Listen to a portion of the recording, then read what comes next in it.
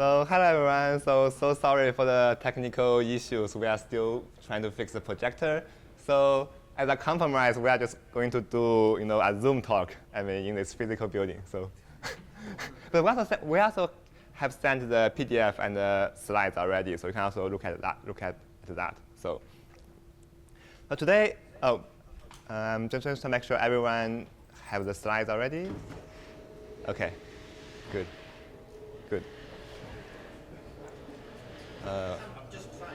Okay, so today I'm going to present the work by Eric Dinor, Shai Evra, Ron Levin, Alexander Lubowski, and Shahar Moses on locally testable codes with constant rate, distance, and oh, it's actually working? Okay, great.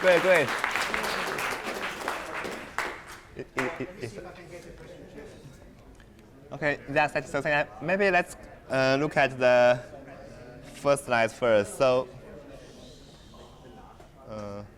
today, as the title suggests, we are going to talk about locally testable codes. So I hope you already know what's an error-correcting code. It's a linear subspace of f2 to the n.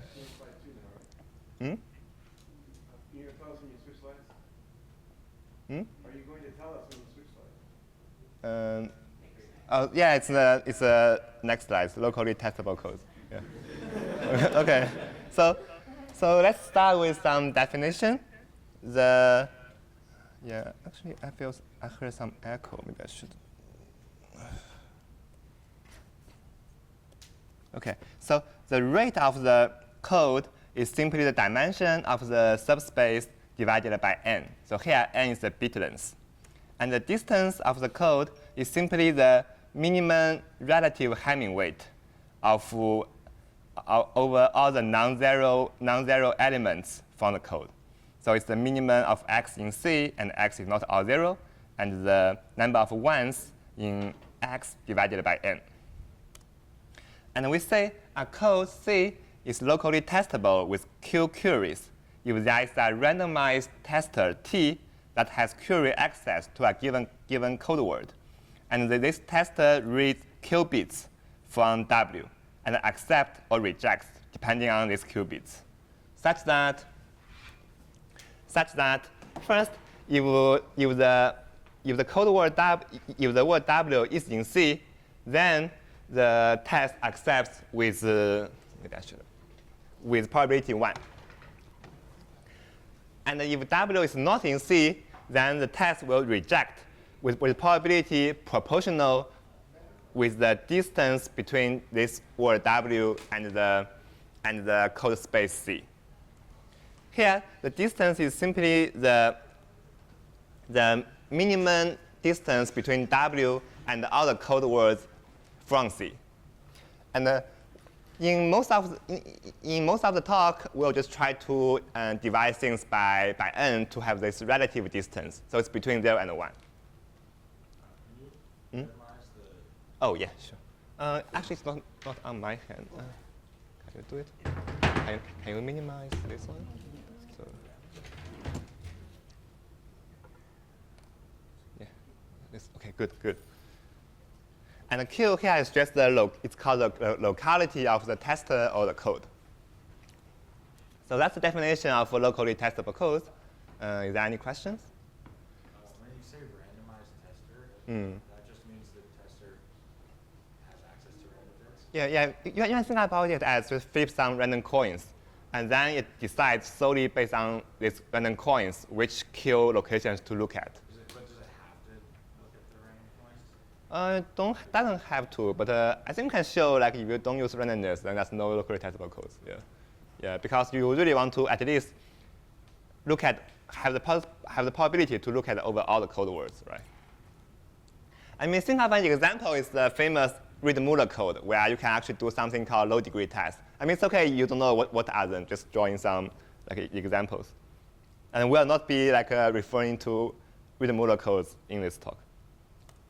So what's the motivation for studying locally testable codes? So one strong motivation is that locally testable codes are in fact inherent in most of the PCP constructions. So to get a linear size locally testable code is kind of the first step to get a linear size PCP, which is like a famous open question in complexity theory. And also, more practically speaking, this, just from definition, you can imagine they can be very useful, right? So Dan Spellman wrote in his PhD thesis saying that if you have a LTC, then a checker would be able to read only a constant numbers of bits of a received signal, and then estimate the chance that decoder will be able to correct the errors. Then the checker can instantly request a retransmission of the code before the decoder has wasted its time trying to decode the message. Because you can just simply test whether the given signals or the given messages are close enough to the code words. If they are not, then you can just ask the other side to send you another message. And you can perform the test in constant time if you have like a constant query locally testable code. So that can be very useful in practice. So now let's see some history of locally testable codes. So they were studied implicitly in earlier works on PCPs under the name of something called low-degree testing. So essentially, it's like you have imagine the code words now are just low-degree polynomials, and you want to just query the low-degree polynomials at a small number of positions to check if your given functions are close to any low-degree polynomials, and that's fall in the umbrella of locally testable codes. But then Goldratt and Sudan, they formalized this notion precisely without referring to, so they abstract the concept of low-degree testing into a more broader context of locally testable codes. And since then, there are lots of work on locally testable codes, and a sequence of work showed achieve rate 1 over polylog. So recall rate is essentially the number of the density of your encoding is the length of your message over the length of your code word. And they also achieve constant locality and constant distance. But still, it's unclear whether you can get constant rate, constant distance, and constant locality. In fact, some experts doubted its existence, and there are some restricted lower bounds on some restricted type of codes. But of course, as the title says, that you actually can get constant query, constant rate, constant distance, and a constant locality locally testable codes. So formally,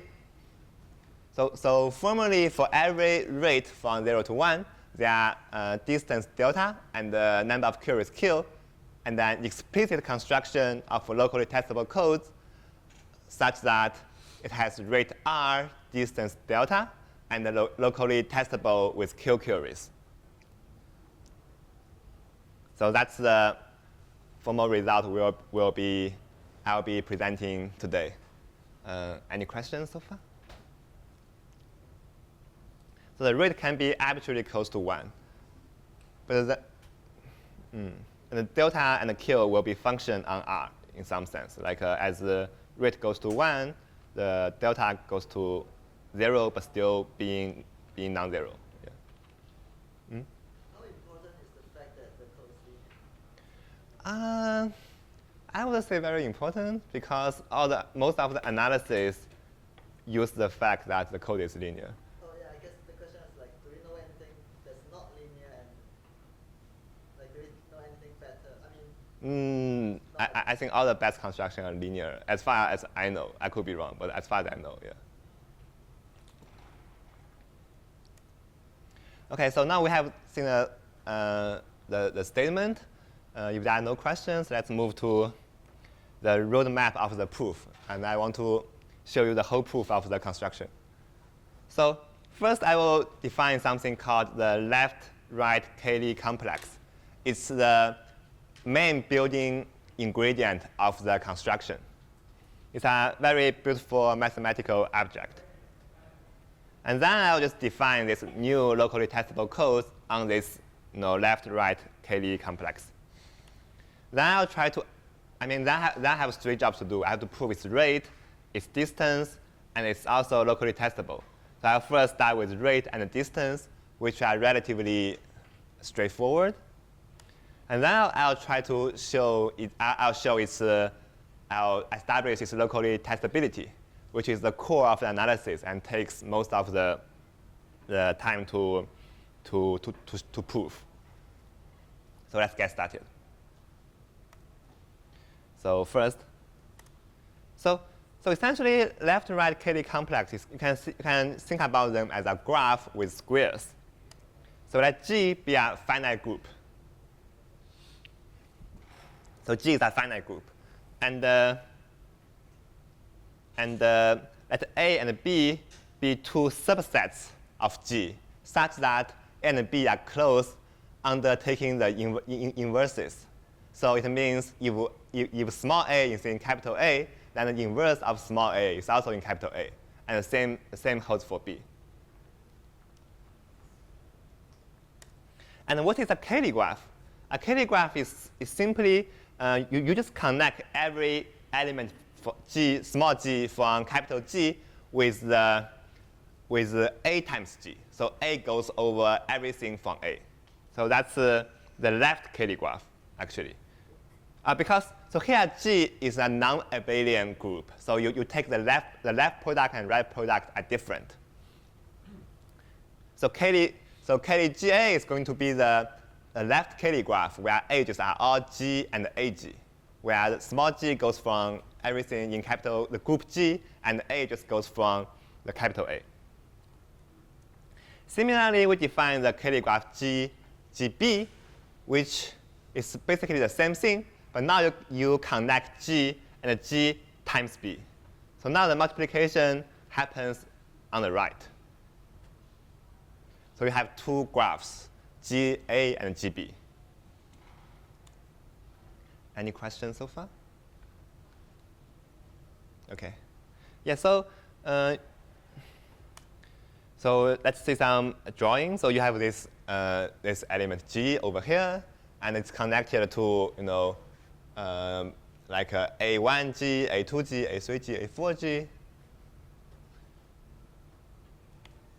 And similarly, it's also connected to GB1, GB2, GB3, GB4.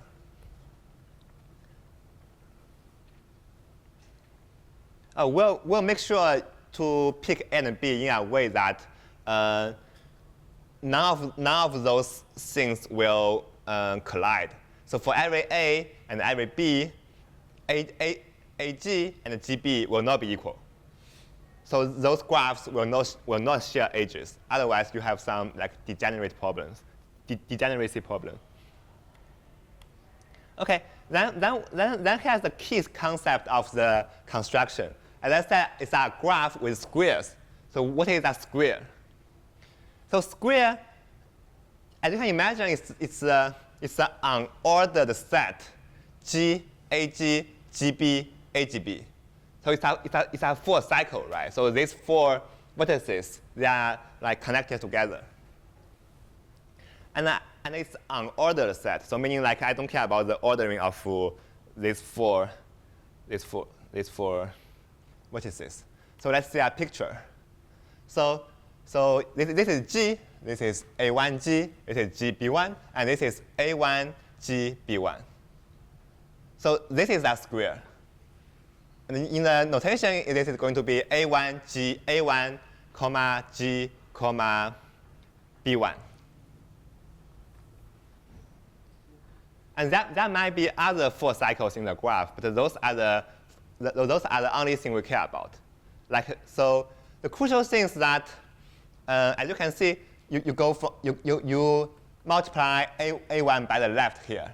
Then you multiply B1 on the right here.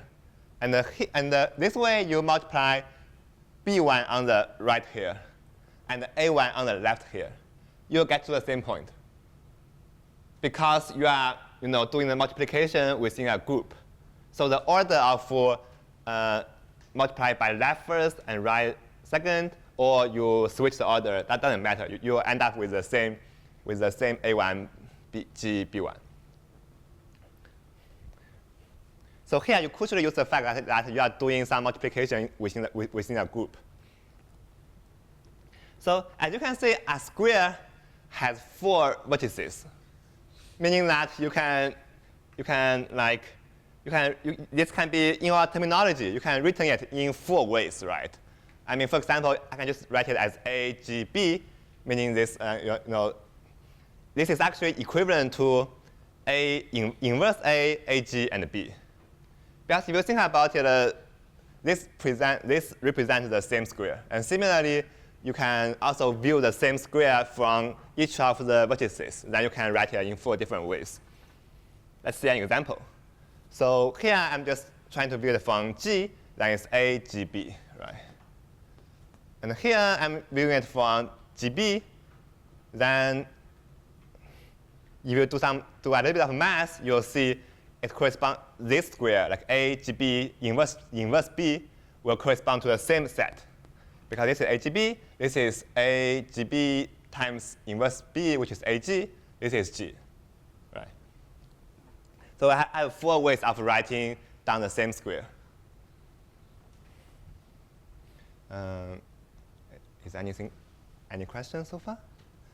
I mean, what's so is it possible that we, instead of getting a square, we get a what's the name?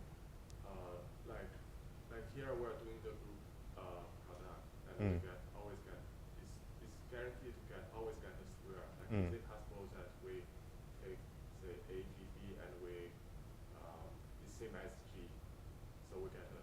Oh, I see. Yeah, so yeah, you're getting ahead of me. So it's crucial to require that this AGB. So okay, you have to pick the A and B in a way that all the squares are non-degenerate, meaning that so these 4 things should be distinct for every A and B and G. That's required for the construction. Otherwise, you have some like you're not getting a square, but getting some like a line or something. So how large should A and B? They're constants. They're constant. Yes. G is unbounded. G is unbounded. Okay. Yes, G is unbounded. A and B are constants. Yeah, I will say that, but yes, thanks for like. So okay, so now we have all ingredients. Let's define this left-right Cayley complex. Question. For any G, can we always find constant A and B such that the squares are not Actually not. So I'm hiding it right now, but you have to do some. You have to work on some like you have to use some like result from math, like this LSV complex from like some mathematical literature.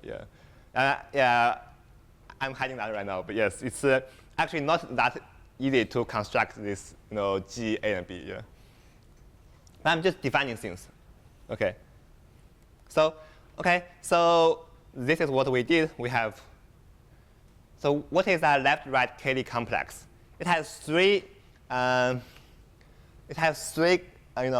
Category of components. So first we have vertices, which is simply G, this group, right? Then we have edges. The edges are just the Cayley edges, G between G, AG, and G and GB. That's the edges. But so far, I mean, this is just a graph.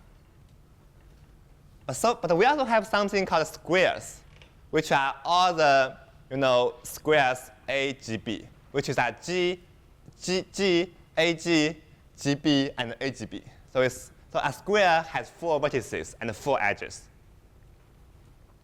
And because every the number of squares is actually 1/4 times A times G times B, right? Because there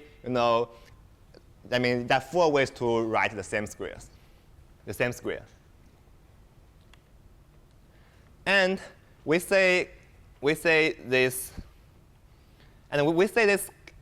thing Cayley squared AGB is a lambda expander if both Cayley graph GA and Cayley graph GB corresponding to HEA and EB are lambda expanders. And actually, we don't need to know the definition of lambda expanders because we don't need to use them in the proof. But just think about them as very well connected and random looking graphs. And the smaller the lambda, the more random looking it is, or the more well connected it is.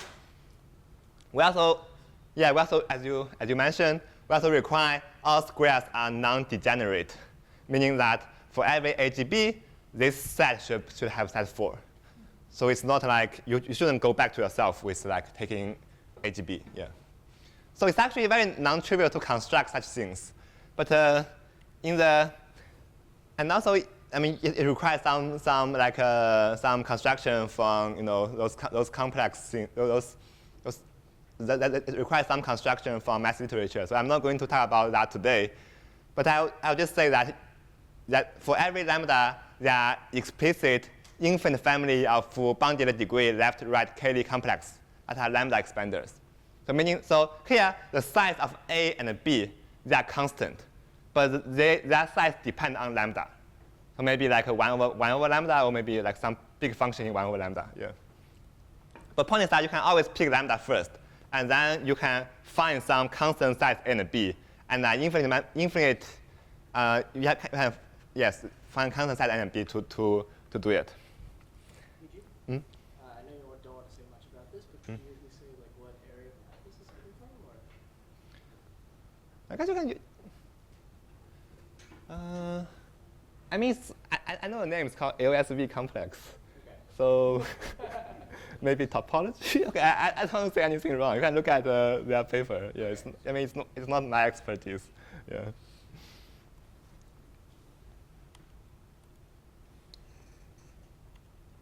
Okay, so here we just have the definition of this left-right Cayley complex. Any questions before I move to actually defining the code? Is it required commutativity or something? Is it required that the group be commutative, or is it not necessary for this? Oh, the group should not be commutative. Yeah. Should not be. Yeah, otherwise you can. Yeah, it's definitely not commutative. Otherwise, I don't think it can work. Yeah. Okay, so now we are ready to define this local new code. So what's the code? So let Cayley AGB be a left-right Cayley complex.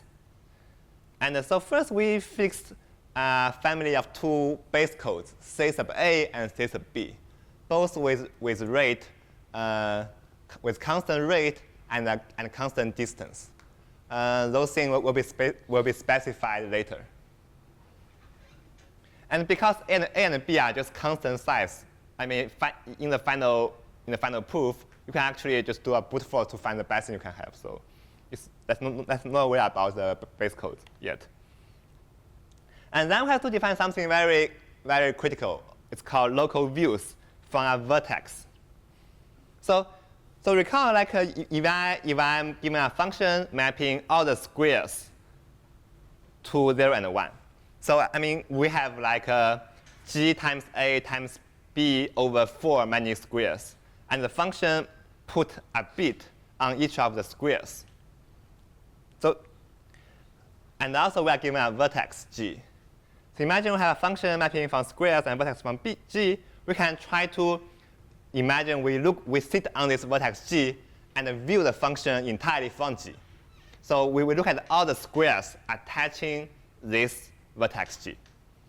So how many squares are there? There are like a times b many squares, right?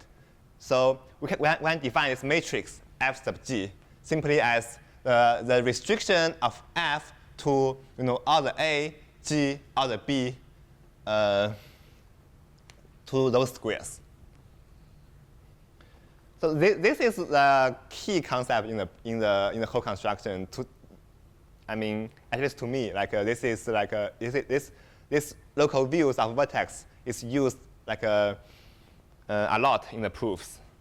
Okay, so now we have this local views. What is the locally testable code? As I said, the code words, the bits, are placed on the squares. So think about each code word simply as a function mapping squares to bits, right? And each vertex specify a constraint on its local view f sub g. So the final code word will simply be all the functions mapping from squares to the 1 such that for every vertex g, its local view is in something called the tensor code CA tensor CB. Okay, I'll explain this. But basically, it just says like every vertex specifies some condition on the function on its view. And taking the union of all the constraints, you get the code. You get all restrictions. Of course, what is CA tensor CB? So recall the local views is simply an A by B matrix, right? And CA and CB, they are both error correcting code, one on A bits and one on B bits. And the tensor code it means a matrix with A rows and B columns such that every rows are in C sub B, and every columns are in C sub A.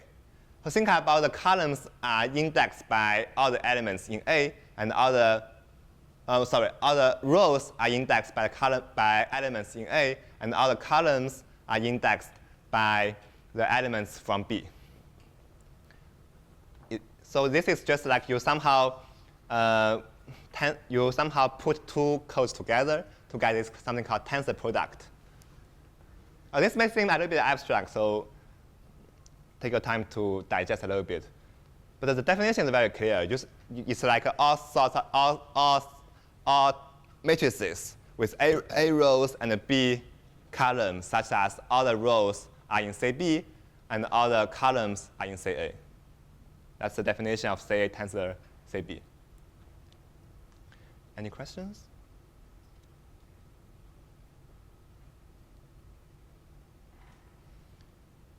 I'll repeat this later, so let's first move on. So finally, what is the tester, right? Because it's a locally testable code, we need to specify a tester.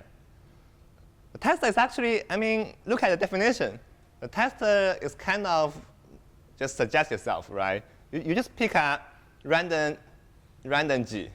Then you look at its views, ask yourself, is in CA tensor CB or not? That's the tester. That's the tester. And we'll show, and of course, if the F is in code, then the tester will always accept, just by definition, right? And of course, the challenge is to show that if F is far from, has some distance from the code, you want to show the tester will reject with some constants times that distance. So that's the hard part. Is there any way to view some of the more standard error correcting codes in this, in some sort of local views framework? Do you know? Yeah, that's called tenor code. Yeah, that's called tenor code. Yeah. So yeah, I kind of skip that because I'm not. So yeah, you can think about that construction as like a special family, a special kind of tenor code. Like tenor code is something like you have like a bipolar graph, and the left vertices are bits, and the right are constraints. These constraints specify a subset, saying that they should belong to some specific code. So here you can think about like maybe you have all the vertices on the right, on the squares on the left. Each vertices specify a constraint on A times B squares. Yeah. So. And because A and B are both constants, there'll be B constants, but there'll be constants. So it's only O1 queries, and that's like a constant locality tester. I understand a little bit like how our constants are chosen, because now you may be a little bit confused. So eventually we'll just pick R0 to be something greater than 0.75. And then delta 0 will be set accordingly. Delta 0 can be anything greater than 0. And then we'll just pick lambda to be something much, much smaller than delta 0. and A and B will just be determined by, the set of A and B will just be determined by lambda. Lambda is something much smaller than delta 0. But then, so the proof can work. So, Lijie, the membership just will be tested by brute force. Because Yeah, brute force. You just read everything. A and B are constants. Yeah. Because it's Yeah. Like, I mean, they are constant, but it's more like alpha R0 and delta 0. Like you pick them first. Then like lambda is something you pick according to delta 0. And then A and B are determined by lambda with their like previous lemma saying like for every lambda A and B exists, something like that. A and B are actually pretty large, but they're still constant. Yeah. Okay, let's see some visualization. So imagine I have an edge. I mean, taking from A to AG, and there will be many squares touching this edge, each square for each element from B, right? So this looks kind of like a book. I mean, just visualize, just try to draw all the squares touching an edge. Similarly, you can draw all the squares touching like a edge from the Cayley GB graph. Again, it kind of looks like a book. And finally, for a vertex, it has like A times B neighbors. And you can draw its local views by trying to draw all the squares, all the squares touching this. Okay, I'm not talking enough, but so you can try to draw all the squares touching this G, and that will be like A times B of many of them. And each square can be identified with pair A and B. Yeah, those visualizations are kind of helpful. You can, I mean, I'm not super good at imagine three-dimensional stuff, but these visualizations can be very helpful. Yeah, when you try to think about those graphs, it's like you have some books, you have some edges, and those books are like scattered around in the whole complex, which is very complex. Yeah. Anyway. Okay, any question? Now I have finished the definition of the code. Any question on the definition of the code? Some people, like how such matrices even exist. Which matrices? Like the ones in the like it's like when you're solving some of the puzzle, that like all the rows in a certain format. You are saying like this CA times CB. I mean, well, I guess you can just do some counting argument saying like the number of constraints. Okay, so Ryan is saying like if you just take some arbitrary CA and CB, it's even unclear why you can have such a matrix, like all the rows in CB and all the columns are in CA, right? It's like, okay, so first of all, CA and CB, they are linear codes. Everything are linear codes. So it means like for every rows in CB, it means you have you have like many linear equations for the first row, and some linear equation for the second row, etc., etc. And for every columns in CA, it means for every columns you can write down some linear equations, and then you just count the number of linear equations you have, which should be smaller than the number of bits you have.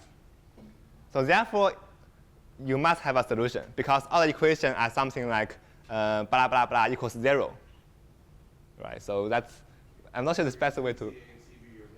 Yes. I'm not sure it's the best way to say it, but yeah. Also, if you have like two codes, the rate of the tensor code is the product of the rates of the codes. Yes. If you had like positive rates in the beginning, if you multiply them, you Yeah. end the code that is positive rate. Yes. Yes. You do have stuff in the code, but Yes. it's not empty. Yes.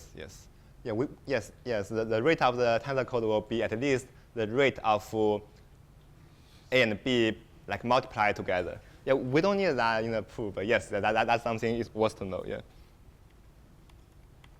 Okay. Oh, by the way, do we have someone else have a question here? I was going to say that tensor codes can sometimes it's easier to think as the encoding algorithm of tensor codes. If you encode the rows and then you encode the columns. Yeah. Yes. Maybe that's easier to visualize. Yes. I mean, then the code has to be systematic or something, but. Yeah, that's true. If Yeah. it's systematic, it's easy to see. Yeah. Yes. Yes. Thanks. Yeah, like I ran. Could you please repeat the question? Oh, it's more like a suggestion, like saying like you can think about tensor code as maybe you have like a.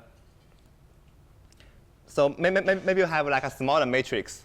You first encode every row to be code words in CB. Then you encode every column to be code words in CA.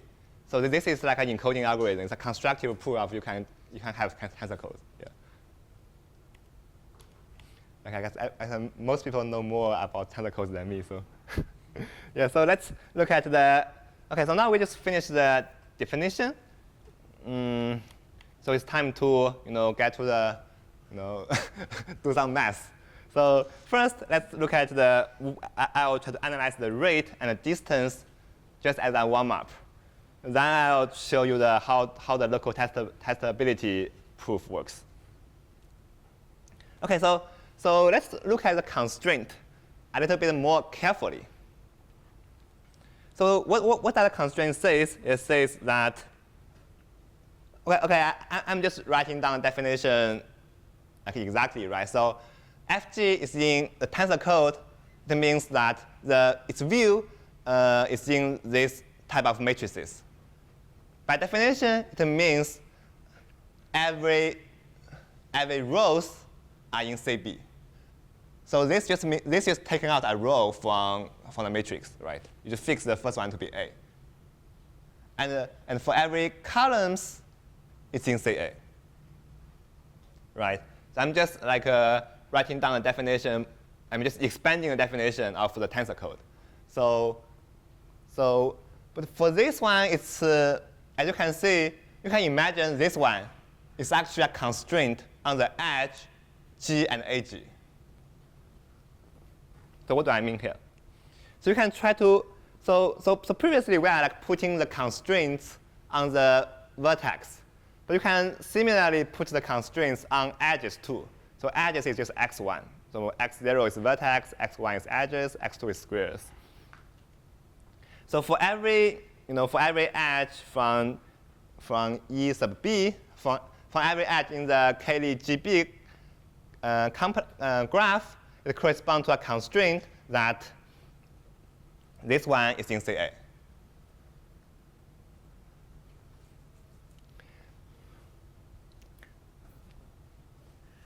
Does this make sense? And similarly, for every edge on the Cayley GA graph, it corresponds to another constraint saying that this thing is in CB. So what is this thing? In our visualization, this is just a book, right? You fix an edge G and AG, and you just vary all the b's.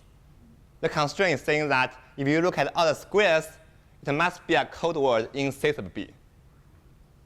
And I mean, so it's easy to see that in visualization. And this also means that the constraints, so the constraint on G and the constraint on AG, they are actually kind of redundant because like they both say these books has to be in CB. Similarly, like if I fix an edge from G to GB and I vary the A, I will also get a book. I should get a code in C sub A. That's also a constraint. Yeah, I mean it's okay if you don't. It's okay if you get a bit of loss because that's. I'm just trying to give you some intuition of on these graphs. I think it's very. It could be helpful if you can like imagine you have books and like rotating books around. Yeah.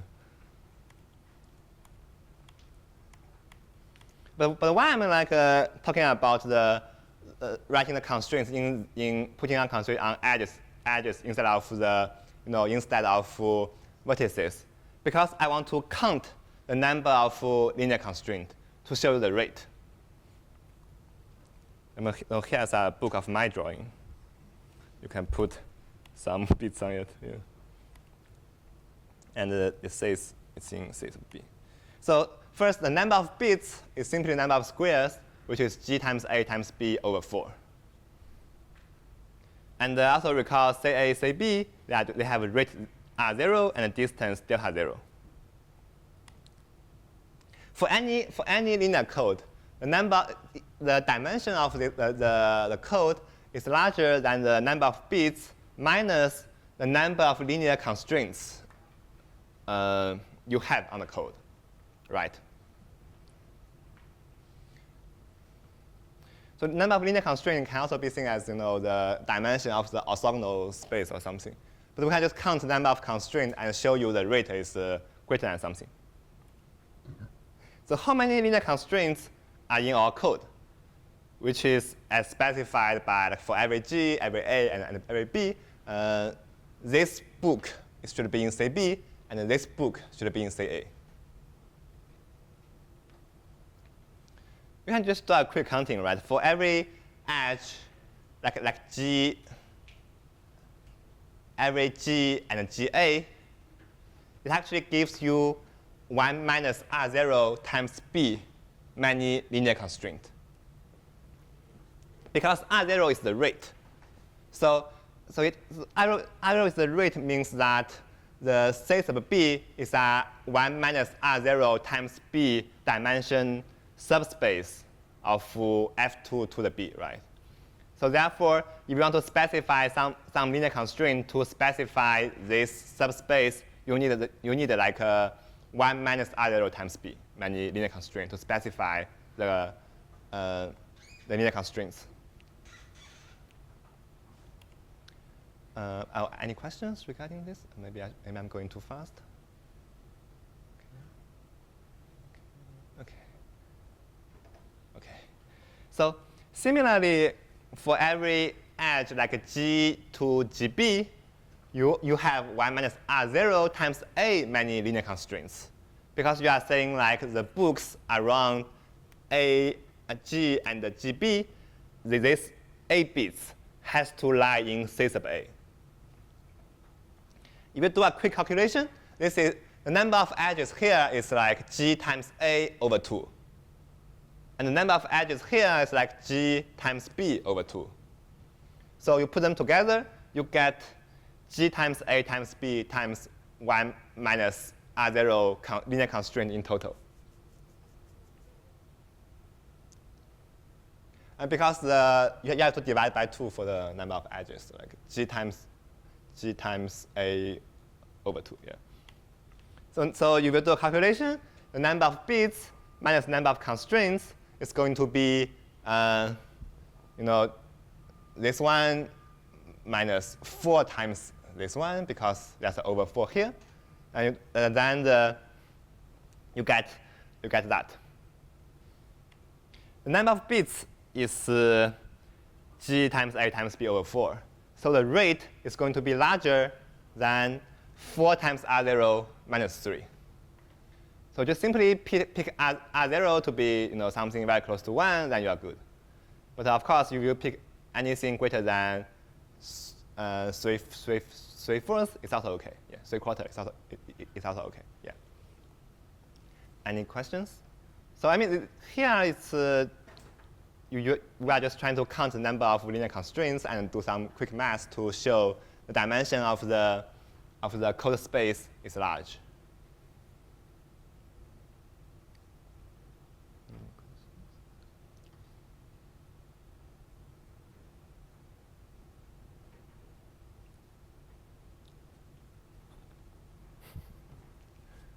Okay. So now let's move to distance.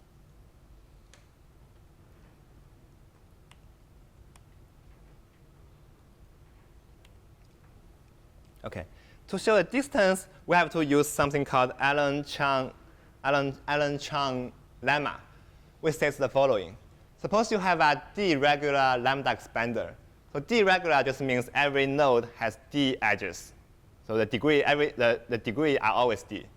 And the lambda expander just means it's something very well connected and random looking. So let S to be a subset of the vertices, and such that the induced subgraph has average degree at least delta d. By induced subgraph, I mean like you just look at S and the other edges connect S to S. That's the induced subgraph. So it's saying like if every vertex in S is connected to a lot of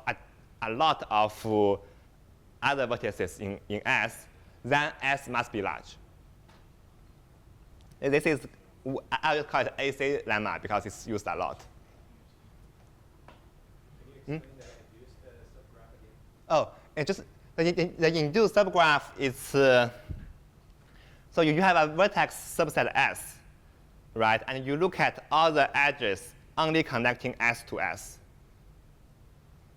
So it's like the vertex set is going to be S. The edge set is going to be all the original edge. At both endpoints are also in S.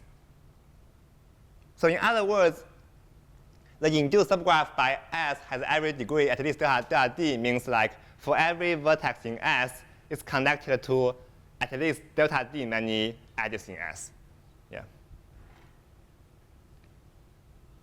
Oh, is that clear? Okay. So the actual definition of lambda expander is actually not needed. This is all we need for the proof to go through.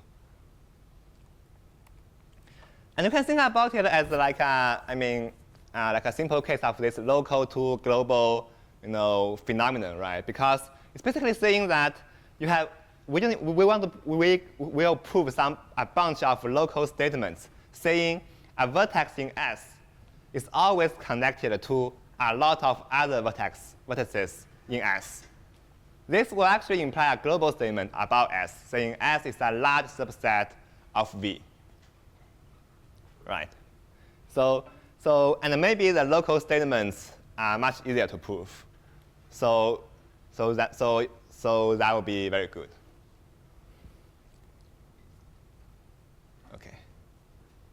Okay, so why do we need this lemma? It's because it's crucial for us to establish the distance. So we call the distance is, I think it's, can we just, okay. We call the distance is simply the minimum Hamming weight of non-zero elements from C. So here I want to show a given a code word such that it's non-zero. I want to show that there are lots of bits which are non-zero too. In fact, I want to show the fraction of non-zero bits are constant. That's what we want to do here. So to do this, let's actually define S to be all the vertices with a non-zero local views. And yes, this S is something we'll apply this AC lemma. So basically saying that and because F is non-zero, it means on some square it's non-zero. Therefore, on the vertices attaching that square, their views are also non-zero. Right. So F is non-zero means that this set S is also non-zero. And we'll show this set S is large, which intuitively means F also has lots of non-zeros. So to show this, we claim this S in this graph, Cayley GB, has average degree at least delta 0 times B. That's actually all we need, because Cayley GB is B regular in the sense that every node is connected to B other stuff, GB1 to GB sub B. Yeah. And by AC, so AC is saying that, so this is a lambda expander. And S has average degree. the induced subgraph of S has every degree delta times B. Therefore, S has size at least delta 0 times lambda, and S is a large subset. And for every G in S, we know that Fg has at least delta 0 fraction of ones, just because the distance of the tensor code is delta 0 squared. This is something you can prove because CA tensor CB, CA and CB, they have each of them has a distance delta 0, so their tensor product has distance delta squared. So for every G, Fg has a delta 0 fraction of ones, and there are lots of S. So you can show F has 1/4 times delta 0 minus lambda times delta 0 square fraction of ones. We have this 1/4 because naively each square is connected to 4 vertices, so it may get overcounted for 4 times. Yeah. But intuitively, this is very clear, right? Because this means that lots of the local views are non-zero.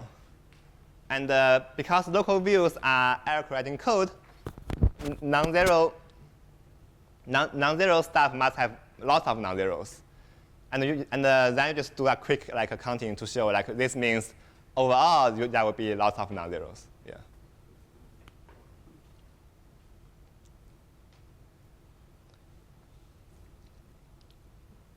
Any questions so far?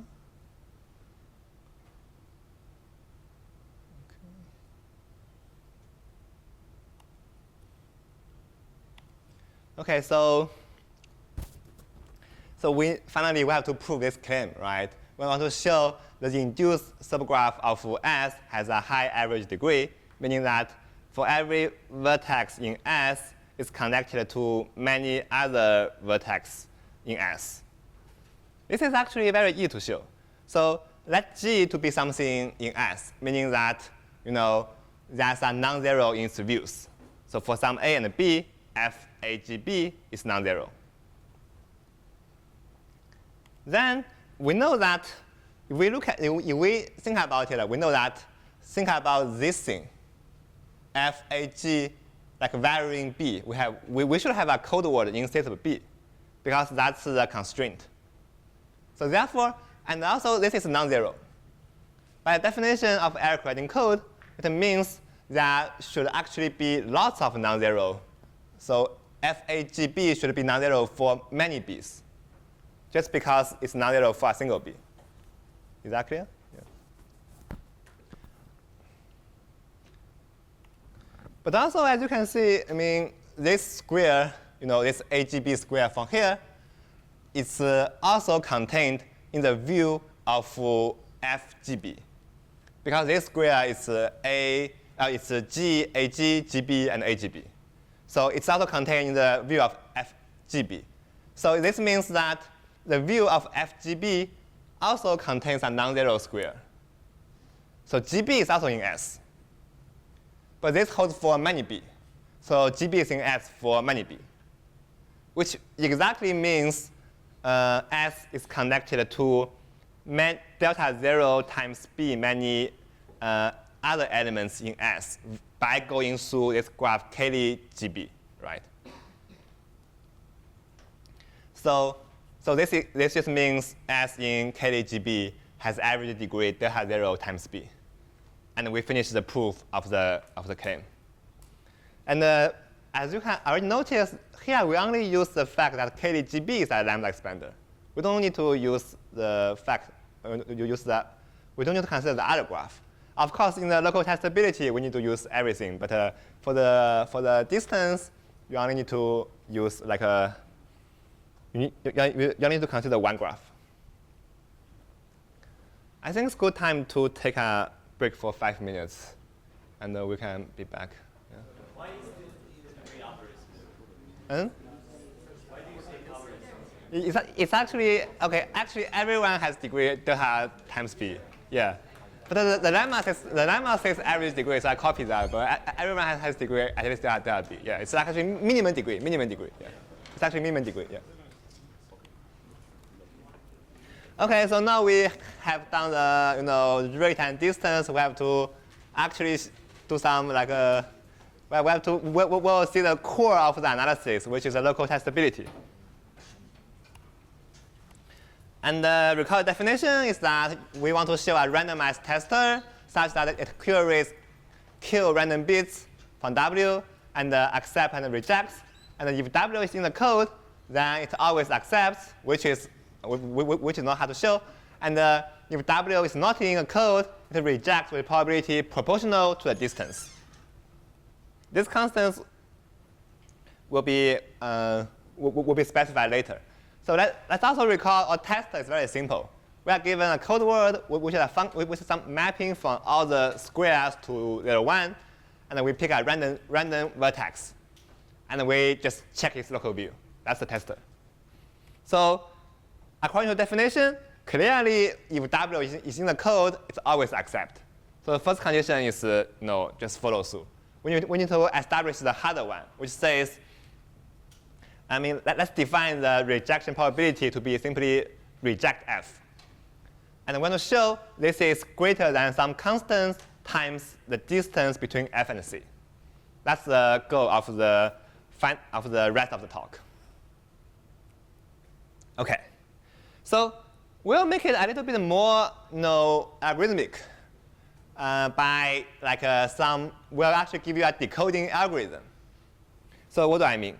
So in fact, we'll show, given F, we'll find some F0 in C such that the distance between F and F0 is at most some constants times reject F. So this will establish our goal because distance between F and C is at most distance between F and F0. F and F0 is something in C. So then this will show distance of F and C is also smaller than constant times rejection. Then just move this constant here, and you have the proof. Yeah. So it's more like a contra-positive of the statement we want. But then it's about finding some F0. This is actually, you think about this is just a decoding algorithm, right? You want to find some F0 which is close to F. So here's the roadmap of the proof of the local testability. First, I will show you a decoding algorithm. And then I'll just state some a lemma. It's called halting lemma, saying the algorithm will just will work. And then I'll show, then I'll prove the halting lemma, assuming another thing called the spreading lemma. Then I will just try to prove the spreading lemma by carefully picking some tensor codes, CA and tensor B. CA, tensor, CB, yeah. So let's get started. But first I want to, let's zoom in a little bit to compare the views of two neighboring vertices, because that's very important for the decoding algorithm. So imagine, let's look at the edge G and AG. G and AG, they are like neighboring vertices. So the view of FG is a matrix, right?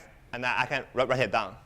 It's simply a varying A and a varying B, and I have a matrix.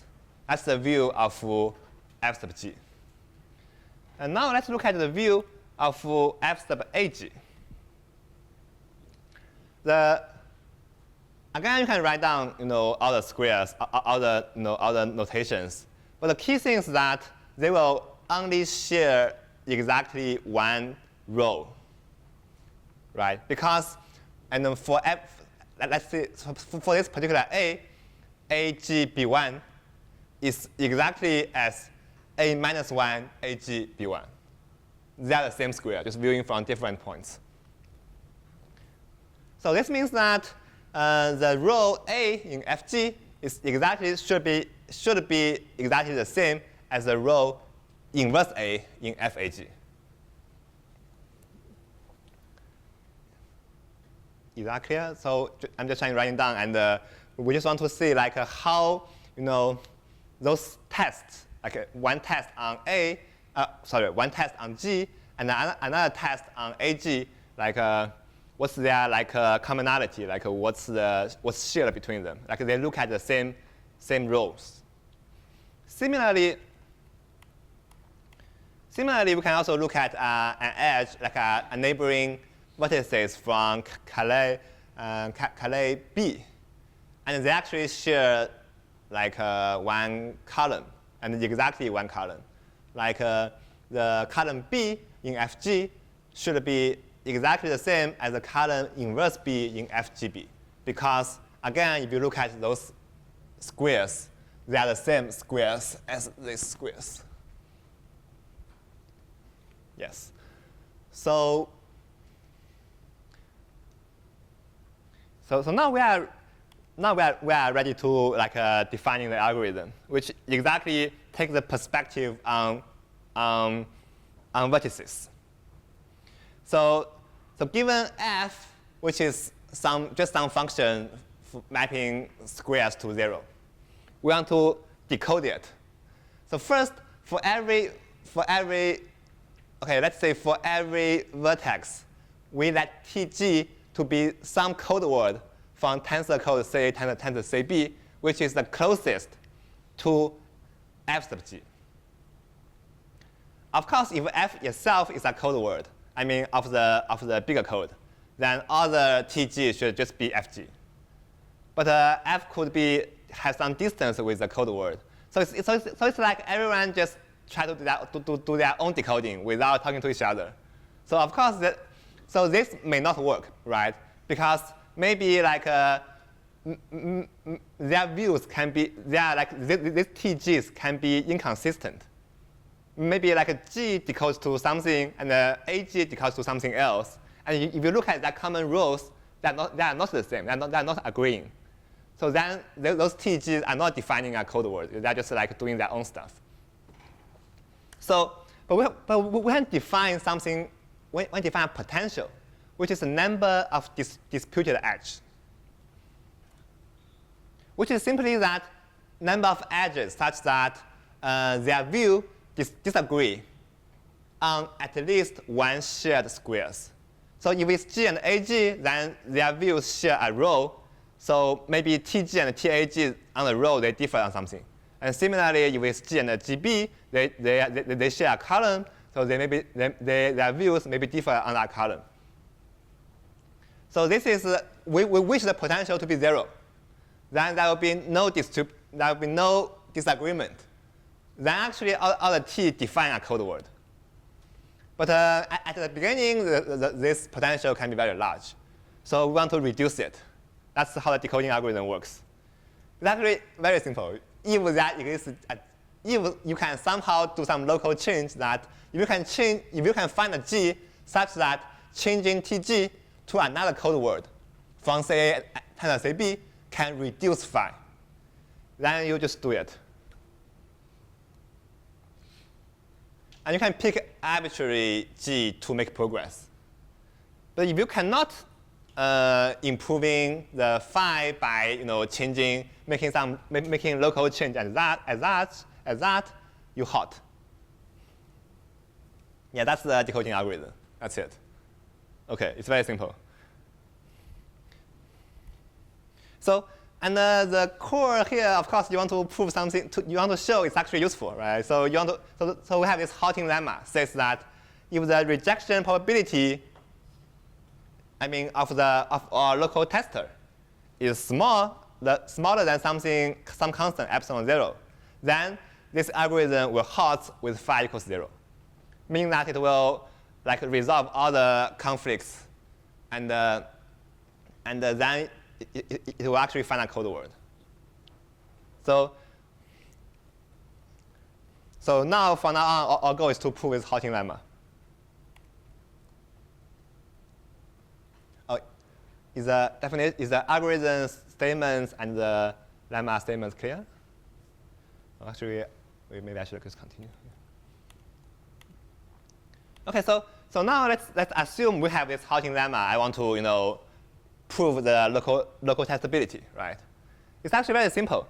So first, let's let's say the rejection probability is greater than epsilon 0. In that case, so our goal is to show we can find f0 such that distance f and f0 is constant, some constant than constant times rejection positive f. And in this case, the rejection probability is going to be greater than epsilon times 0 times 1, which is going to be greater than epsilon 0 times distance f and c. Because any distance is smaller than 1. It's, by our definition, we're normalizing the distance. So we can simply set the constant there to be something smaller than epsilon 0. Or actually, maybe like 1 over epsilon 0, something like that. But anyway, the case that the rejection probability is high is not interesting. You can just play with definition to prove it. So from now on, we assume the rejection probability is small. It's at most epsilon 0. And then we know that this decoding algorithm halts with phi equals 0, right? And I want to show it finds f0 such that f and f0 is close. So how do we define f0? So it's actually very straightforward. For every g, you set the local view of f0 g to be t sub g. By t sub g, I mean the final t sub g when the algorithm halts.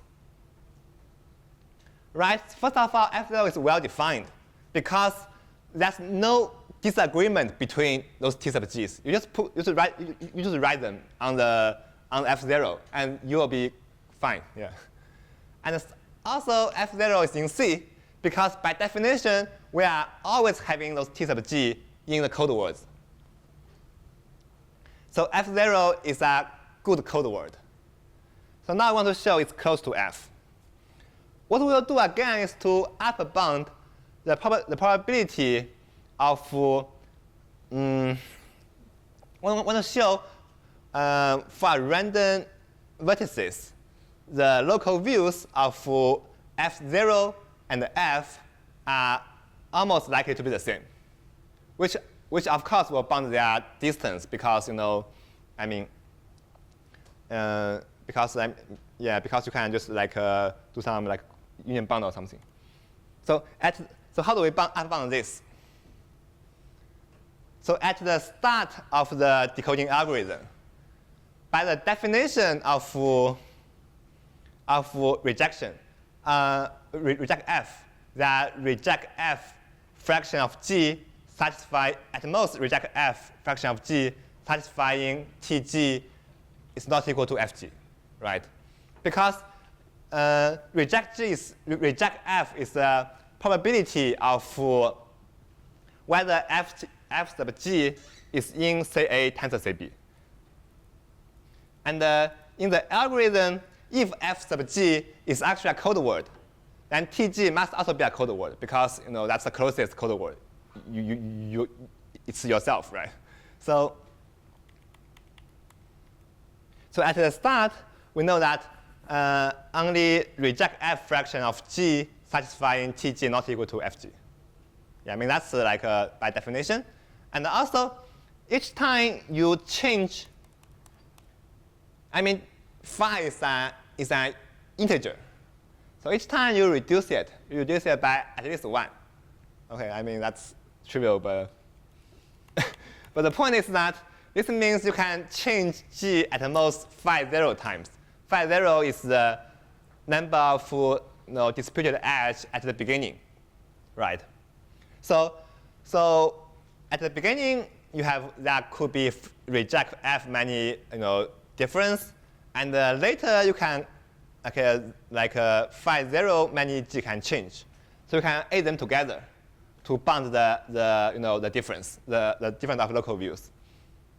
So precisely you can, the probability of seeing a different local view between f0 and f is at the most reject f plus phi 0 over g. And our goal is to bound it by some constant times reject f, right? So we just need to bound this phi 0 stuff, which is also not hard. So now we have this. We want to bound phi 0. So what is phi 0? So we'll prove phi 0 is phi 0 over the size of the number of edges. So the relative size of phi 0 is at most 2 times reject f. So, but having this claim, then we'll have so phi 0 over g is at most just do some math, have this, and therefore the probability of seeing a different local view is at most constant times reject f, which translates to the distance is also small.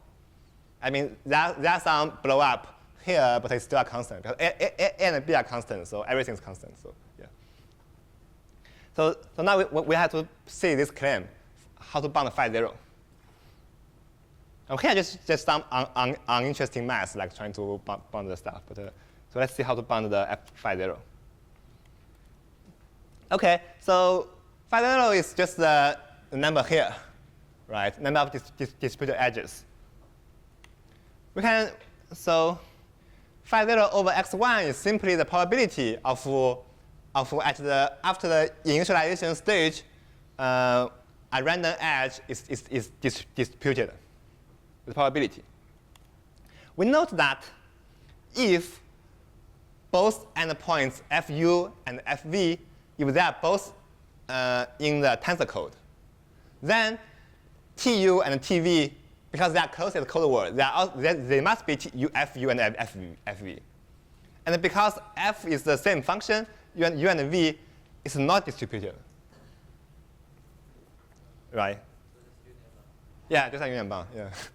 I mean, this is also, just some maneuver of math, I guess. So okay. So now what I can do is that u and v is a distributed edge only if at least one of them is not in the tensor code. Then we just split things up, and actually an endpoint of a random edge is a random vertex. So these two things, by definition, they are reject f. So now we prove the claim on phi 0. Okay, so now we have shown that this halting lemma implies the low testability. And also I hope it is warm up a little bit on how the algorithm goes. How many minutes do I have? Roy? Okay. Okay, so now we need to prove this halting lemma, right? But so let's try to reformulate this a little bit. So the halting lemma says if reject f is small, then I will decode. Let's look at the contrapositive. That means equivalent. It says that if I couldn't decode, it means reject f is large. And so let R to be the set of the distributed edges when I got stuck. So we'll in fact put something called largeness lemma, which basically says if decode f hots with phi greater than 0, then there will be lots of distributed edges. This is what we'll prove. It's called largest lemma because I'm just saying like if we get stuck, there will be a lot of this set R will be large. And this largest lemma imply halting lemma just by one line because we already proved phi 0 over x1 is at most 2 times reject f. And we know that phi 0 is greater than the set of R, right? Because phi 0 can only reduce in the algorithm. So then we can see that reject f is at most is at least this, and at least this, and at least this. So to prove this halting lemma, all we need to show is that if the algorithm gets stuck, there must be a lot of distributed edges, which will just imply the algorithm the rejection probability is high. I'm just setting things up. So now we have to prove this largest lemma. So how do we prove this largest lemma? As I mentioned before, okay, we now need to show a set is large, right? Which we can apply this AC lemma, saying that if we have an expander, and for some subset, if the average degree of the induced subgraph is high, then this set is large. So what we will be doing is that we will construct an expander on x1, meaning on all the edges. And we'll show for every distributed edge E, there are a lot of nearby distributed edges. And this edge spread out. So informally, it's like this. But formally, I'm saying like nearby just means I will build a graph with x1 as vertices. And spread out, I mean this graph is a good expander. So if I can do this, it means that on this expander, for every edge E in R, there are lots of neighboring edges in R, which then can apply the AC lemma to show that the size of R is large, right?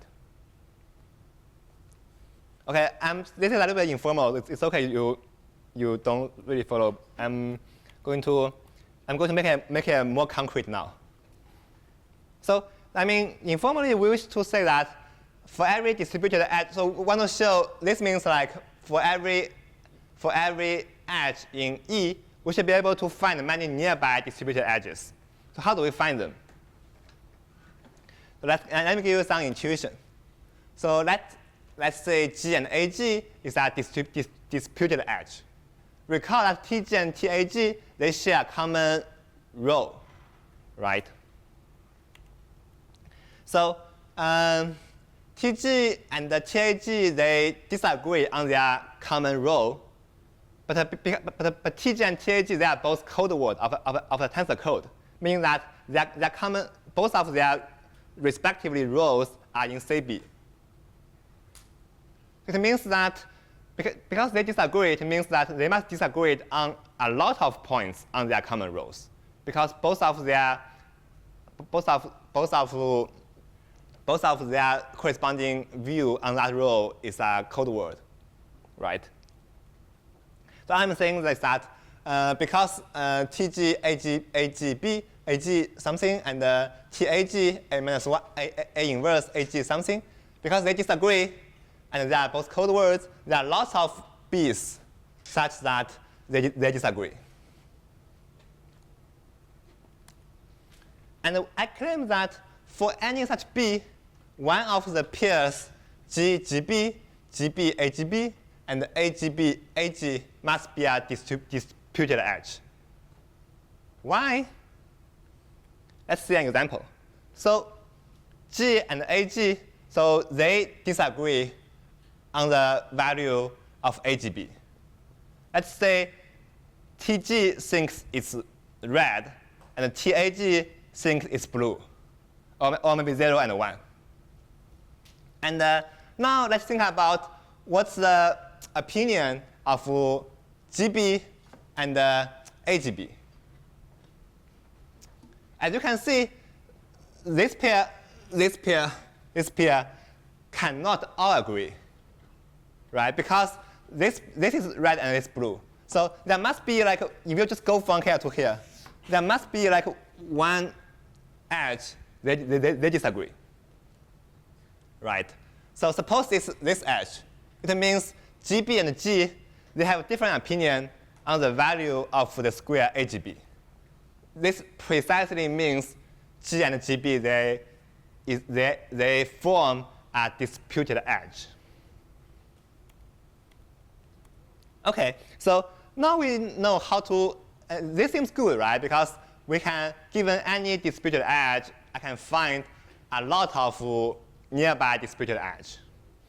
But the problem is that if you think about it, you realize this may not work, because what if all the distributed edge we found, they are all of this type? They are all like GGB. Then it's like, then you can imagine you try to run this like iteratively. If you always have like a distributed edge around G, you'll just be like stuck in a small cluster, right? All I'm saying is that it's not spreading out. Like if you try to build a nearby graph like this, it's not going to be an expander. Yeah, so for an expander, if I try to find nearby stuff and I just go along with it, the stuff I hit should quickly expand. But what if I always got stuck around G? Like if somehow I'm in like bad luck, like all those things I found are GGB. Then I'm just like rotating around G. That's a problem. Is the problem clear? Okay. So how do we solve this? So we need to find a way to find disputed edge not touching G. Therefore, we wanted to spread out. We wanted to go through like those Cayley graphs. So with expanders, that's great. So the idea is to explore the conflicts between neighbors. So let's say take AGB to be like a square in G's views. And this AGB is also viewed by GB and AG, right? Imagine GB and AG, they have different opinion on the value of AGB. So mathematically, I mean like a TAG, its restriction on AGB is different from TGB, the restriction to AGB. Imagine they have different opinion. Maybe one thing is 0 or blue, one thing is red or 1. Then you realize that there must be this one or this one. One of them must be a disputed edge, right? Because, and it will be something moving away from G. This is precisely because either it's red, either it's 1 or 0. If it's 1, then, so whatever the value, you'll have a disputed edge with either this one or this one, right? So I'm saying that if G's neighbors have conflicts, like have different opinions on the same square, they all look at each other, they all viewed, then we can find disputed edge, and the arrow can spread like beyond the cluster around G. And essentially, that's all you need for building an expander, because if you can expect from G, you are moving from like a Cayley GA or Cayley GB, they are all good expanders. Then do some math to show you're actually doing some linear combination of expanders. Okay, but what if maybe life is very hard and all the disputed edge we've just found, they are all adjacent to G, so we are not escaping. And also, what if there are very few conflicts between G's neighbors? Then both ideas don't work, right? But we can show this cannot be the case. Meaning that, the key idea is that you construct C and C tensor CB such that if there are few conflicts between neighbors of G, then there must exist a consensus code word W in the tensor code leading to few disputed edges around G. Like that's called an agreement tensor code or something. But you think about it. What it says? It says that these two bad cases cannot happen simultaneously. Because, suppose they both happen simultaneously. It means that there are few conflicts between G's neighbors, and there are lots of disputed edge around G. Then by the key idea, I should have changed TG to W to reduce the number of disputed edges, right? So, and this is also the condition you want on say tensor CB. Okay, so now let's formalize things formally. I mean, you'll see some equation, but that's just formal statement of what I wrote. So you have this decoding lemma, which says that there always exists W such that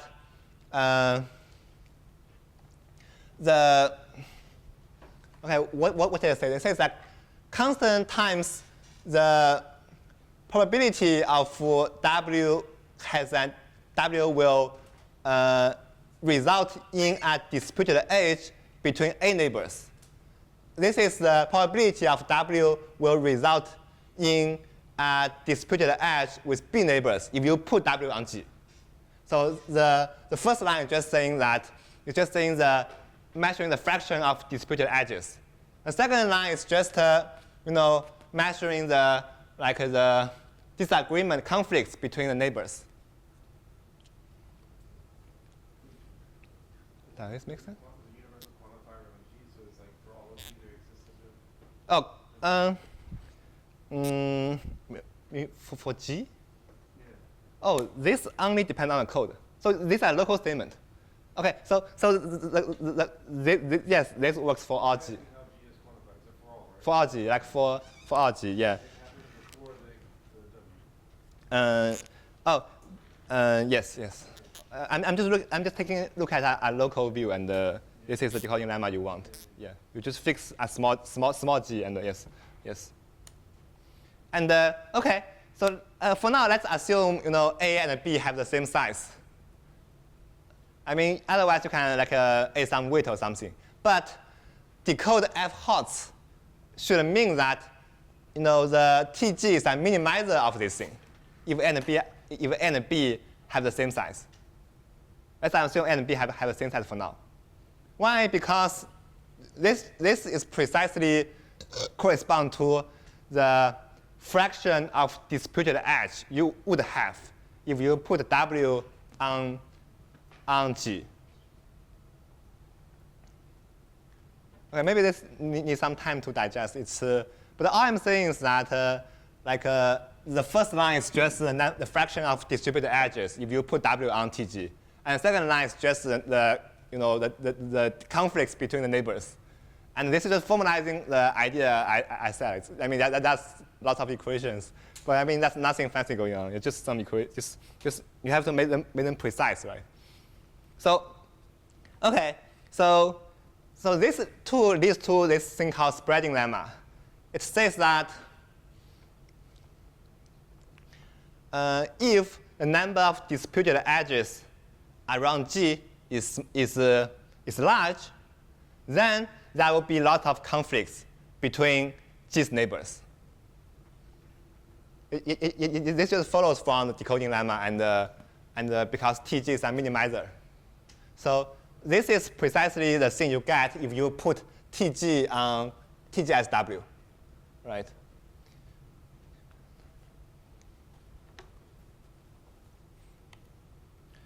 Okay, and if AG and GB has different opinion, it means that one of the AG AGB and the AGB GB is at disputed edges. So we just managed to spread the arrows. Sorry,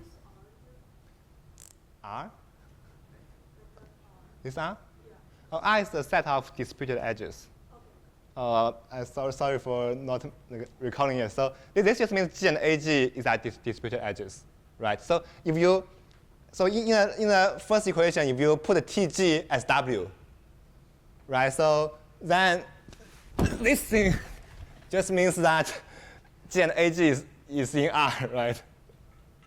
Because this just, okay, it's hard to do it, but this just means that if you switch W to be TG, then the first line is just talking about the fraction of disputed edge around G. Yeah. And the first line is actually a condition. It's just a condition on a tensor code.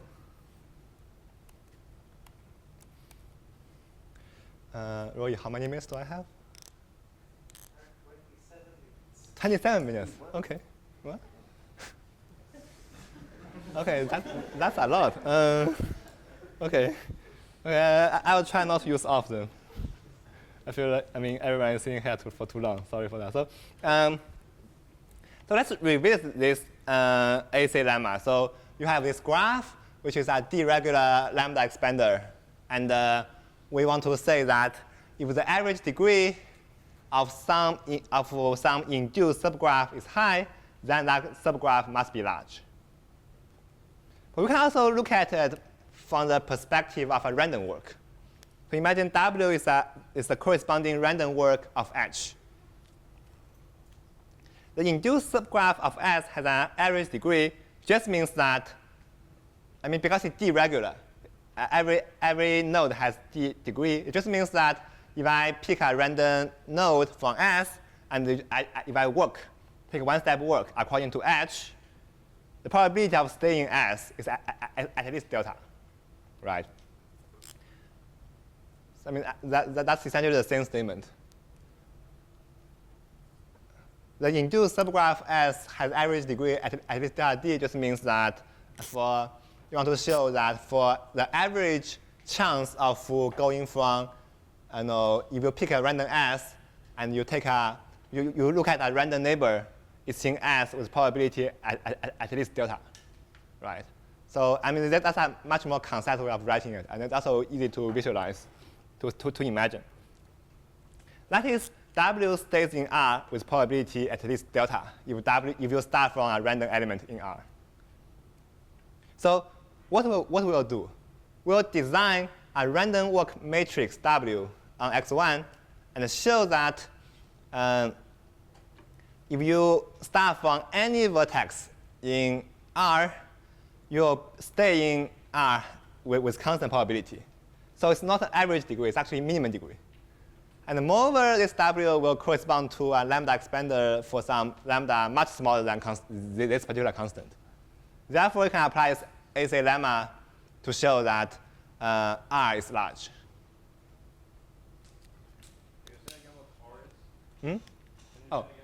R is the set of disputed edge. We have been using the same R throughout the proof, but I actually recall. So R is the number, is a set of disputed edge. And we want to prove R is large. Right? This is the largeness lemma I was saying. Thank you. Yeah. OK, so what is this random work? So we start from an edge, let's say G and AG. From the, let's say it's G and AG. The case for GB is symmetric. So with the half probability, you pick a random B and go to GB, AGB.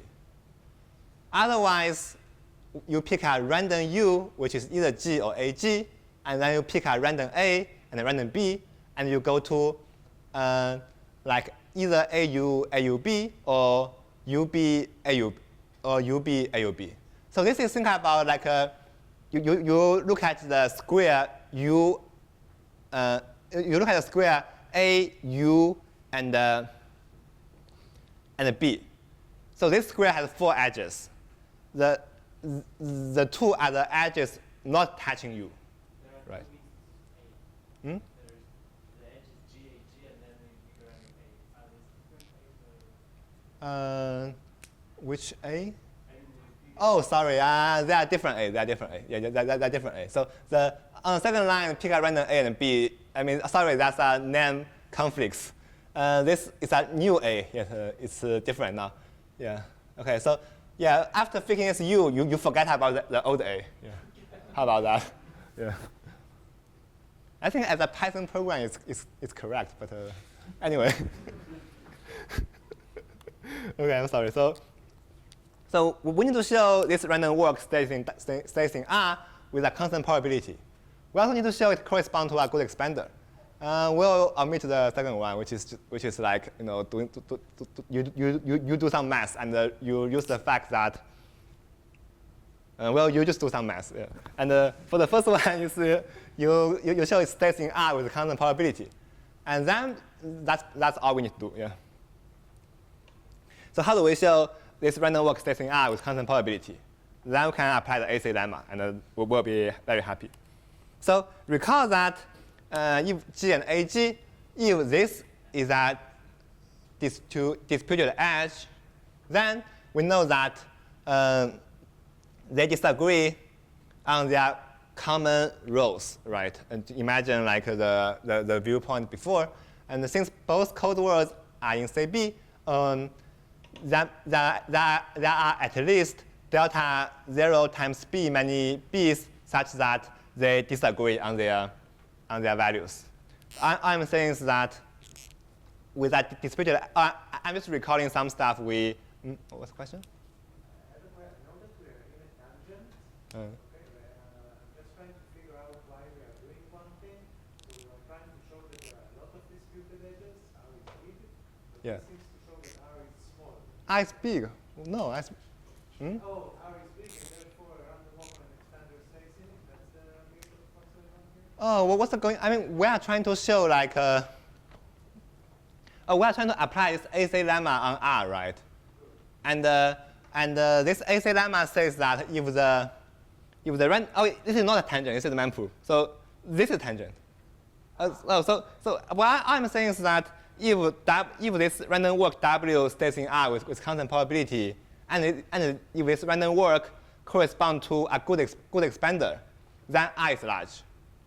That's the AC lemma, right? It says that it's greater than delta minus lambda times V, right? Thank you. Okay. Any questions before I go on?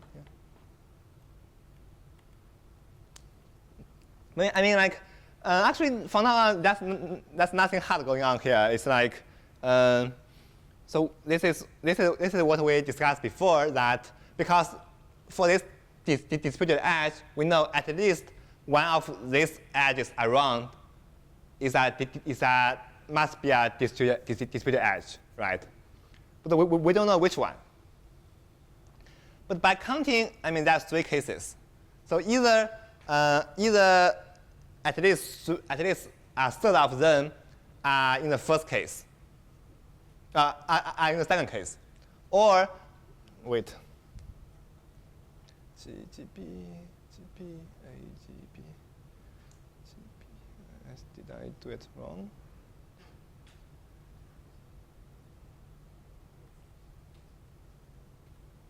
Oh, I think I'm doing it correctly, right? Oh, yes, I'm doing it correctly. Yeah. So there are 3 cases. So at least like one case must happen at least a third of times, right? So we'll be just trying to we'll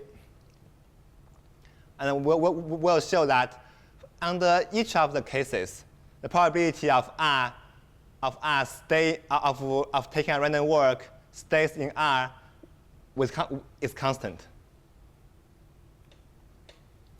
So in the first case, if there are like a delta 0 over 3 times b fraction such that AGB is in R, then as you can see, I mean, with high probability, you are in the first case, and you are picking a random b. Suppose the random b just happen to be one of those b's. You are in luck. So you stay in R with probability delta 0 over 3. Right. And in the second case, second case is saying that there are lots of. In the second case, it's saying that there are lots of disputed edge around G. This precisely means that there will be lots of conflicts between G's neighbors. So at least one of the AG, AGB, or AGB, GB is going to be a disputed edge. So then, then you can say is that, so first of all, this whole thing is at least delta 0 over 3 times kappa. And then we know that with that probability, at least one of these things is a disputed edge. So condition on you are in the second case, and you pick U to be G, and then the probability if you do some math, it's going to be like delta 0 times kappa over 24. Just do some math.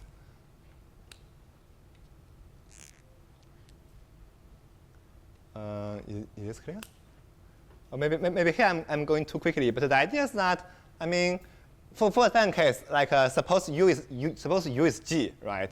Then you are just trying to pick a random square, and you just go to one of the edges, not touching G. And this is saying that for those edges, there will be lots of disputed edges.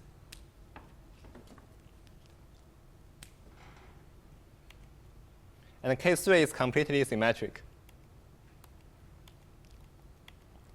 So now we show that this random works stays in R with probability delta 0 times kappa over 2024, and it corresponds to a good expander with lambda at much smaller than that.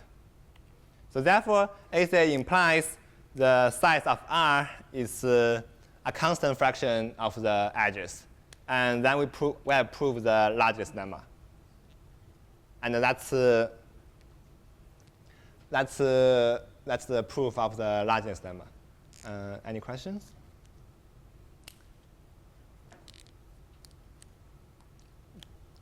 Yeah, what we have done is basically, I was trying to formalize the intuition. Like, so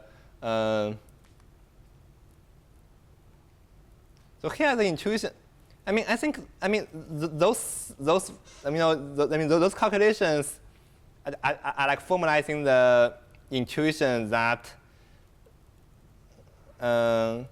here, by using these ideas, you can find lots of nearby disputed edges, and they spread out. And all I was doing is trying to define precisely what a nearby means and what spread out means. Like those things may not be that interesting, but the point is that, like by using this key idea, you can actually find enough disputed edges to make the argument works. Okay, so I'm not sure. So let me try to quickly finish the proof of the. So finally, we have to show this spreading lemma by carefully picking CA tensor CB. So recall that we need to show that. Okay, so maybe let's. So we want to show this decoding lemma. So, but let's rewrite the conditions. So here, so W think about it as G's local view, and let W sub A to be the collective opinions from A neighbors of G, which is exactly what should be on here, like TAG, AG, which is other. So you define a matrix collecting all the opinions from A neighbors of G. And similarly, W sub B is the collective opinions of B neighbors of G. And then we know that WA has all the rows of WA are in CB, and all the columns of WB are in CA. Because you are like picking entire rows and columns from TAG or TGB. Both are like tensor codes. And what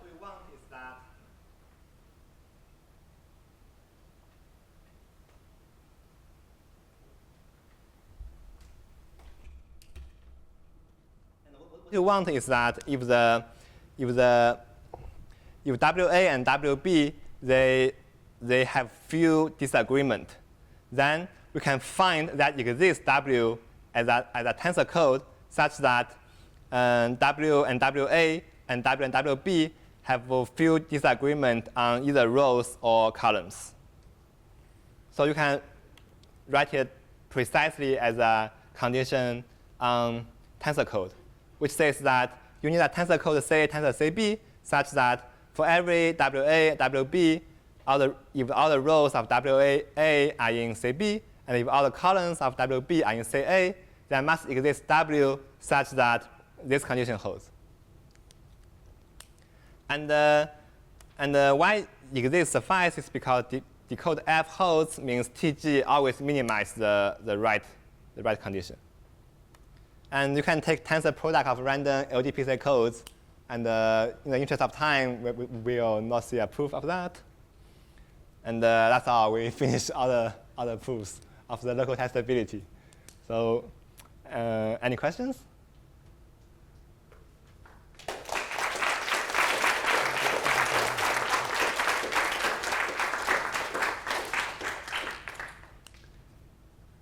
Yeah, I probably have gone too fast for the last part, but any questions? Like for the question? What properties of the group do you need to ensure that NGB inverse not equal to G for all in all?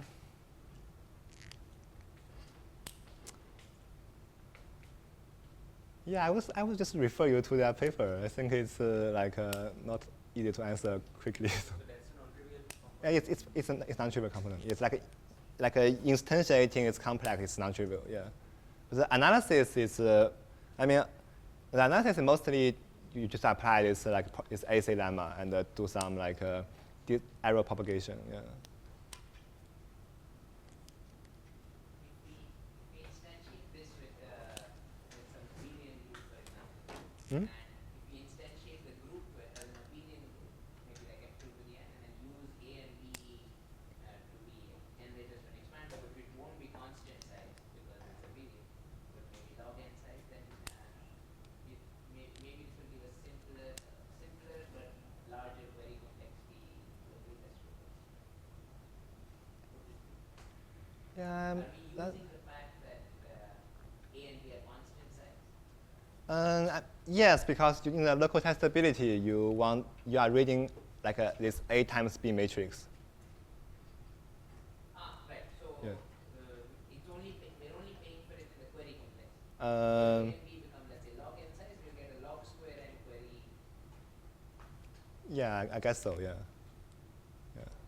Maybe also find the center code, smaller, brute force over center codes. But this is only in the analysis. Oh, the tensor. All this is in the analysis. I think that should be some explicit construction. I mean, but if A and B are just constant size, you can just do whatever you want. Yeah. But if they are log n, Oh, you mean the choice of the tensor code which has this property? Oh, yes. yeah, that's something you have to. Right. Yeah, that's something you have to construct. Yeah. But even if we don't get an explicit construction, but just the existence of the code, maybe. Yeah, that can be very interesting. Yeah. Yeah, I had the impression that the non-abelian group is very important here, but yeah, I have to think about it. Yeah.